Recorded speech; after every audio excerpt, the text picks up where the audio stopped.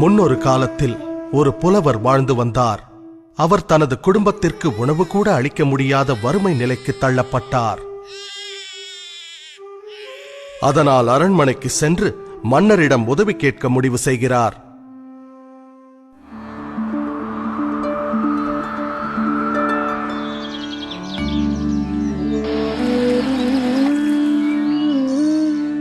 மன்னரை கண்டதும் புலவர் தனது பாடல்களை பாட ஆரம்பிக்கின்றார். ஆஹா, அருமை அருமை! பாடல்களை கேட்டு மனம் மகிழ்ந்த மன்னர் என்ன பரிசு வேண்டும் என கேட்கிறார்.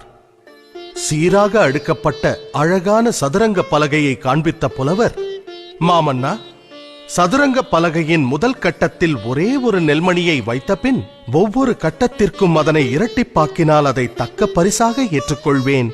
நிச்சயமாகவா? தங்கம் வேண்டாமா? நெல்மணிகள் போதுமா? ஆம் மன்னா என்றார் புலவர். அப்படியே ஆகட்டும். மன்னர் உத்தரவிட அவையினர் நெல்மணிகளை வைத்தனர்.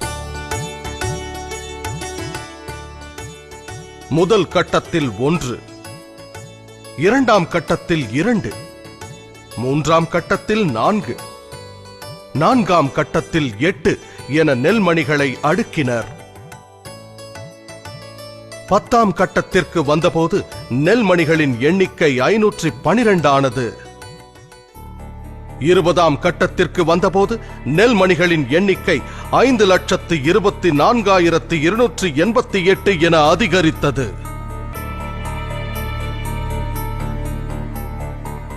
பாதி தூரம், அதாவது 32வது கட்டத்தை அடைந்த போது நெல்மணிகளின் எண்ணிக்கை 214,74,83,648 பெருகியது. விரைவில் நெல்மணிகளின் எண்ணிக்கை கோடான கோடிகளை தாண்டியது. இதன் காரணமாக மன்னன் தன் ராஜ்யம் முழுவதையும் அந்த புத்திசாலி புலவரிடம் ஒப்படைக்கும் நிலை ஏற்பட்டது.